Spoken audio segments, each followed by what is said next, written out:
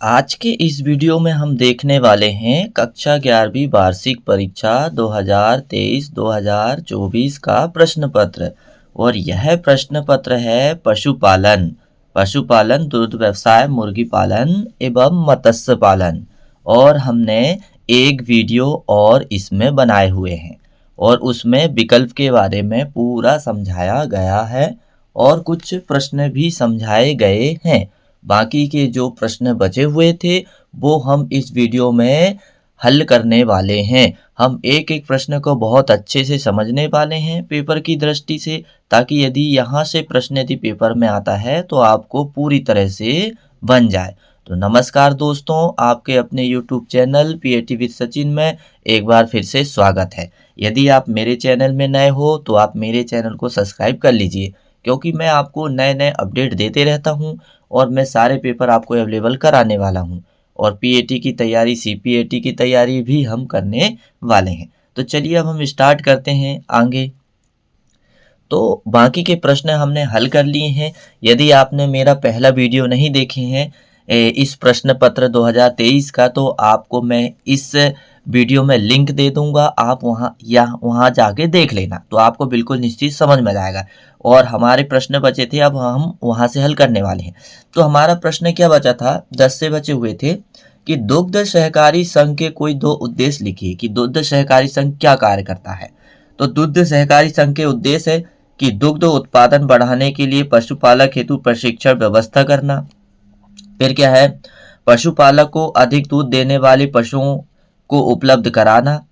फिर दुग्ध डेयरी को हर गांव में व्यवस्था कराना। ये है दुग्ध सहकारी संघ के उद्देश्य।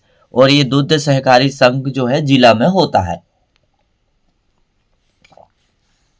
अब अथवा में क्या पूछा था, अथवा में ये पूछा था कि सहकारिता के कोई दो लाभ लिखिए। सहकारिता वह स्वैच्छिक संगठन है जिसमें 8 से 10 लोग मिलकर एक संगठन बनाकर और अपने कृषि यंत्रों या कृषि सामग्री को एकत्रित करके एक विशेष लाभ कमाने के लिए इकट्ठे होते हैं। ऐसे समूह सहकारिता कहलाता है। तो सहकारिता के कोई दो लाभ लिखिए। तो सहकारिता के दो लाभ हमको लिखना है, तो क्या है, आर्थिक स्थिति में सुधार करना, कृषकों के जीविका की आवश्यकताओं की पूर्ति होना, कृषि यंत्र का पूर्ण उपयोग होना। ये क्या है, सहकारिता के लाभ है। अब हम देखने वाले हैं प्रश्न नंबर 11। और प्रश्न नंबर 11 में बहुत अच्छा प्रश्न पूछा है। क्या पूछा है कि मछली पालन के कोई दो महत्व लिखिए कि मछली पालन से क्या फायदे होते हैं, क्या लाभ होते हैं। तो रोजगार की प्राप्ति होती है, या आप कह सकते हैं खाली समय का सदुपयोग होता है, राष्ट्रीय आय में वृद्धि होती है, विदेशी मुद्रा की प्राप्ति होती है। तो ये जो है मछली पालन से हमें, और मछली पालन से हमें प्रोटीन आहार मिलता है। हम कई सारे पॉइंट यहाँ लिख सकते हैं, लेकिन हमसे केवल दो पूछा गया है। अथवा में क्या पूछा था कि सुअर पालन की उपयोगिता लिखिए कि सुअर क्यों पाला जाता है। मांस एवं चर्बी के लिए पालन करना, नमकीन मांस के लिए पालन करना, और फिर इसके बाद में दिया है खाली समय का सदुपयोग करना। ये सुअर पालन के फायदे हैं। और सुअर पालन के लिए और कोई जानकारी आपको चाहिए तो आप कमेंट्स करिएगा, मैं आपको बिल्कुल एक एक समझाने वाला हूँ। मैं आपको बिल्कुल बहुत अच्छे से अच्छे नंबर दिलाने वाला हूँ, तो आप मेरे वीडियो को जरूर देखिए। फिर इसके बाद में अगला क्या दिया है, 12वां प्रश्न क्या दिया है, गाय के अमाशय के 4 भागों के नाम लिखिए।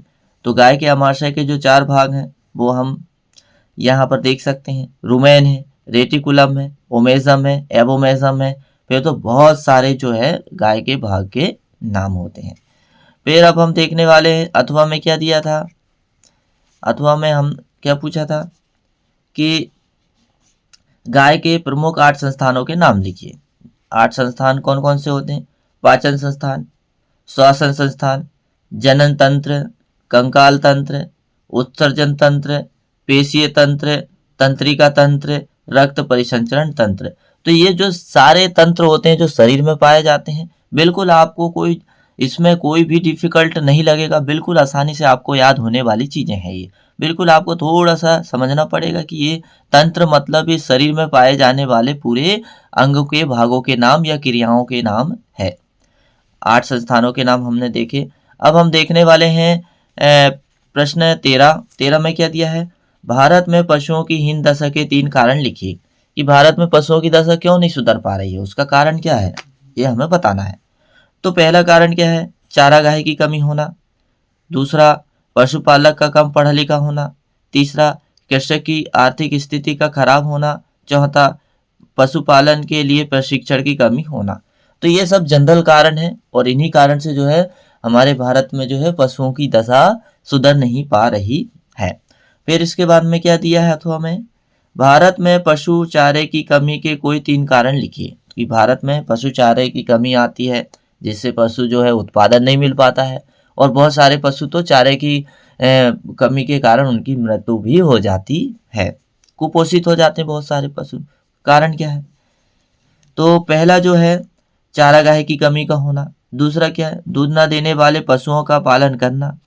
तीसरा, हे चारे के बारे में ज्ञान न होना। हे चारा कैसे बनाते हैं इसके बारे में पशुपालक को ज्ञान नहीं होता है।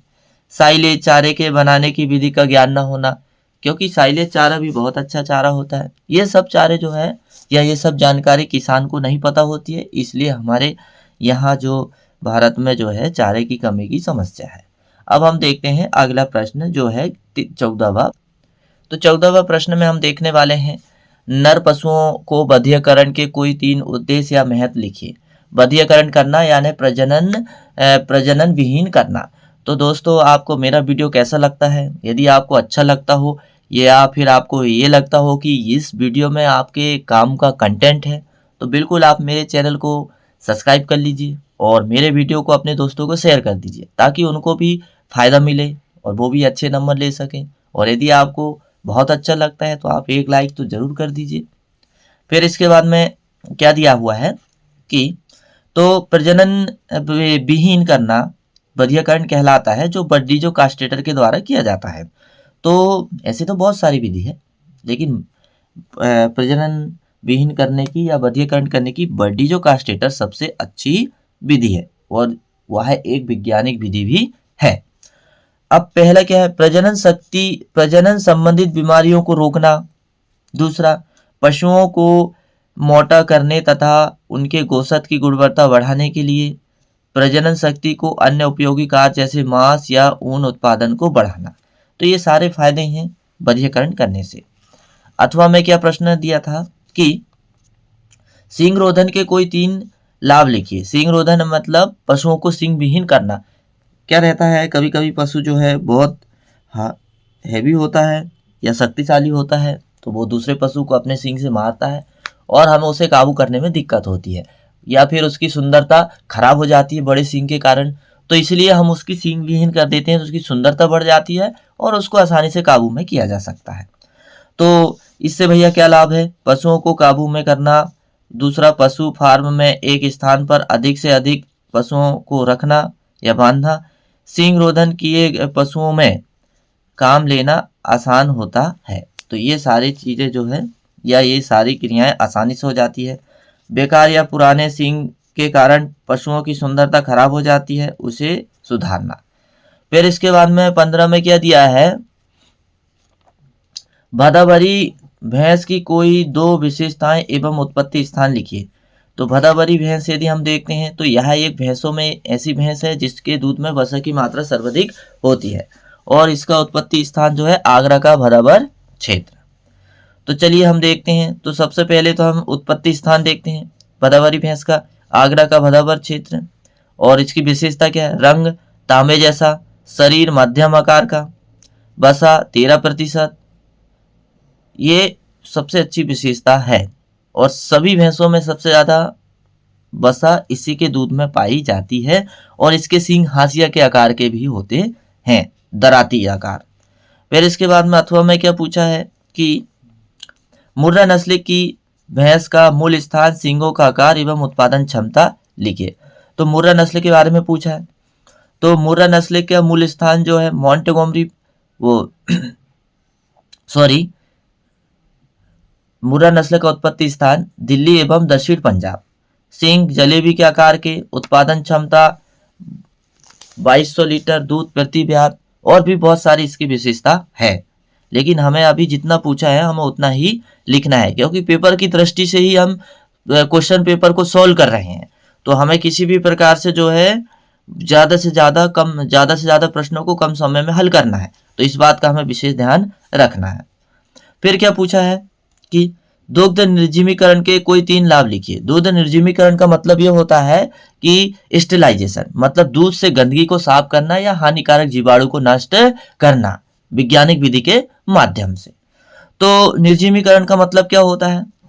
दूध में पाए जाने वाली गंदगी साफ करना, दूध में हानिकारक जीवाणु को नष्ट करना, दूध की भंडारण क्षमता बढ़ाना। ये हैं दूध के निर्जमीकरण के फायदे। फिर अथवा में क्या दिया था प्रश्न, दुग्ध पैकेजिंग के कोई 3 लाभ लिखिए कि दूध को पैक करना क्यों अनिवार्य होता है।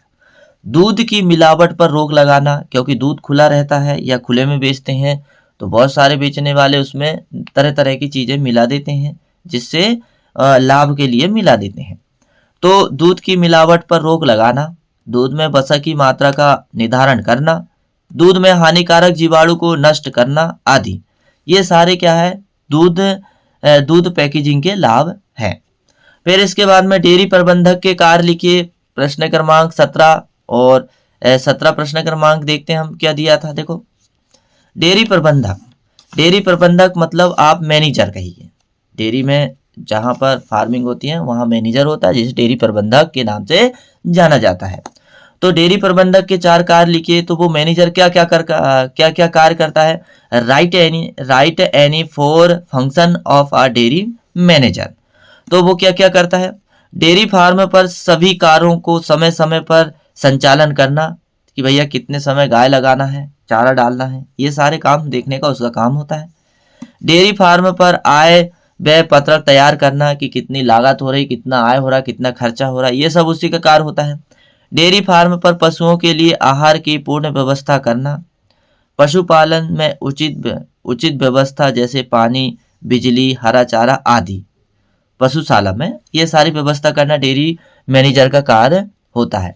तो निश्चित ही आपको बहुत अच्छे से मेरा पेपर समझ में आता होगा, मेरा समझाने का तरीका भी अच्छा लगता होगा। तो अच्छा लगता होगा तो आप मेरे चैनल को सब्सक्राइब कर लीजिए और वीडियो को अपने दोस्तों के पास शेयर कर दीजिए, ताकि उनको भी अच्छी जानकारी मिले, और मेरे चैनल को सब्सक्राइब करने से मुझे एक ऊर्जा मिलेगी।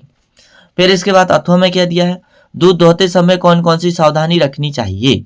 तो दूध जब दोहन कार्य होता है दूधिया के द्वारा या स्वयं के द्वारा, तो क्या क्या सावधानी रखना आपको? स्वच्छता, सैनिटेशन। तो स्वच्छता तो सबसे पहले रखना चाहिए। स्वच्छता में क्या, दूध दोहते समय सफाई का ध्यान रखना चाहिए, कि किस प्रकार के बर्तन उपयोग करना है, या दूध दोहने वाला साफ कपड़े पहनता है या नहीं, या किसी बीमारी से ग्रसित तो नहीं है, या खांसता छींकता तो नहीं है, ये सारी बातों का ध्यान रखना पड़ेगा। पर दूसरा क्या है, मधुर वातावरण। दोहते समय वातावरण मधुर एवं मीठा होना चाहिए। फिर तीसरा, समय की पाबंदी होना चाहिए। दोहन कार्य 5 से 7 मिनट में हो जाना चाहिए, नहीं तो ऑक्सीटोसिन हार्मोन स्रावित होना बंद हो जाता है, तो दूध की मात्रा घट जाती है। फिर क्या दिया है, समय समय में दोहन, अच्छे ग्वाले जल्दी दोहन का कार्य करते हैं। समय में दोहन होना चाहिए, यानी यदि अच्छे ग्वाले आप उपयोग करोगे तो वो जल्दी से दोहन का कार्य करता है। अब हम देखने वाले हैं 18वां प्रश्न, और 18वां प्रश्न में दिया है, ऋतुमय गाय के कोई 4 लक्षण लिखिए। Right any 4 symptoms of a heating cow. जो गाय हीट में आती है या गर्मी में आती है, उसके लक्षण क्या होते हैं? तो वो उसके लक्षण है निम्नलिखित हैं। पशुओं का बार बार पेशाब करना, पशुओं के जनन अंग जैसे योनि से लसलसा पदार्थ निकलना, पशु का चारा खाना कम कर देना, दूध का उत्पादन घट जाना, ये सामान्य से लक्षण है जो हम हमारे दैनिक जीवन में देखते हैं। तो ये सारे जो लक्षण होते हैं हीट पीरियड या ऋतुमय गाय के या गर्मी में आए गाय के लक्षण। अब अथवा में क्या दिया था, बीमार पशु के कोई 4 लक्षण लिखिए। तो जब पशु बीमार हो जाता है तो उसके क्या लक्षण होते हैं, हम देख रहे हैं अभी 18वां प्रश्न। तो पशु के शरीर का तापमान बढ़ जाना, क्योंकि बुखार आती है तो शरीर का तापमान सामान्य से 104 सेल्सियस हो जाता है। पशु के नाक का पानी सूख जाना, फिर पशु के नाक का पानी सूख जाना, तीसरा क्या दिया, पशु का अप्रसन्न दिखाई देना। चौथा दिया है पशु चारा खाना कम कर देना आदि। फिर दूध का उत्पादन घट जाना। तो ये बीमार पशु के लक्षण है। अब हम देखने वाले हैं 19वां प्रश्न। 19वां प्रश्न में बहुत अच्छी बात कही गई है खीस के बारे में। खीस मतलब चीख, और ये चीख क्या होती है, वह दुग्ध क्षरण जो नवजात के तुरंत बाद प्राप्त होता है। यानी जैसे ही बच्चा जन्म लिया गाय का, उसके तुरंत बाद जो दूध लगाया जाता है उसे चीख या खीस कहते हैं। इंग्लिश में इसे कोलोस्ट्रॉम कहते हैं। और ये पशु के बच्चे के लिए बहुत फायदेमंद होता है। क्या पूछा है, महत्व लिखिए। तो पहला महत्व क्या है, नवजात के शरीर में रोग प्रतिरोधक क्षमता प्रदान करना। दूसरा, नवजात के लिए पाचन शक्ति को बढ़ाना। तीसरा, शरीर पर पोषक तत्व की पूर्ति करना। चौथा, शरीर में खनिज लवण एवं ऊर्जा प्रदान करना। ये सारे खीस के कार्य हैं। फिर इसके बाद में हम देखने वाले हैं अथवा। अथवा हम क्या दिया है, दूध के संगठन को प्रभावित करने वाले 4 कारक को समझाइए। तो दूध के संगठन को प्रभावित करने वाले 4 कारक निम्नलिखित है। पहला, पशु की नस्ल के द्वारा दूध प्रभावित होता है। दूध का संगठन मतलब कि दूध जो हम लेते हैं तो उसके पोषक तत्व का निर्धारण कौन करता है, उसके पोषक तत्व का निर्धारण कौन करता है। तो सबसे पहले पशु की नस्ल के द्वारा निर्धारण होता है। दूसरा, पशु आहार के द्वारा, जैसा आप आहार खिलाओगे वैसा ही दूध देगा पशु। फिर दोहन कार्य में उपयोगी बर्तन, ये भी निर्धारित करता है। फिर क्या, दाना एवं चारे का मिश्रण भी प्रभावित करता है। तो ये सारे कारक जो है पशु के दूध को बनने में या उसके पोषक तत्व को निर्धारित करते हैं। अब हम देखने वाले हैं आज का अंतिम प्रश्न, और वो है प्रश्न नंबर 20। और 20 में क्या पूछा है, बहुत अच्छा प्रश्न पूछा है मुर्गी पालन के कोई 4 महत्व लिखिए। तो ये प्रश्न काफी बार आता है, आपको बहुत ध्यान से समझना होगा क्योंकि ये इस बार भी आने वाला है। तो क्या है भाई 4 महत्व, रोजगार की प्राप्ति होती है मुर्गी पालन से, विदेशी मुद्रा की प्राप्ति होती है मुर्गी पालन से, मांस एवं अंडा की प्राप्ति होती है मुर्गी पालन से, प्रोटीन युक्त भोजन की प्राप्ति, कृषक की आर्थिक स्थिति में सुधार होता है। अब अथवा में क्या पूछा था कि अंडा देने वाली मुर्गी के कोई 4 पहचान लिखिए, कि अंडा देने वाली मुर्गी की क्या पहचान है वो हमें लिखना है। तो पहली पहचान क्या है, मुर्गी शीघ्र बढ़ती है। दूसरी, खाना शीघ्र खाती है। जांग की हड्डियां दूर दूर फैली हुई होती है। चेहरा चमकीला, आंखें बड़ी चौड़ी एवं चमकदार होती है। त्वचा कोमल होती है। ये सामान्य से लक्षण है। ये 5वां क्या है, त्वचा कोमल होती है। तो आज का ये मेरा वीडियो आपको कैसा लगा, और ये हम देख रहे थे 2023-24 का प्रश्न पत्र कक्षा 11वीं पशुपालन का एक पार्ट्स और मैंने बनाया हूँ इसका।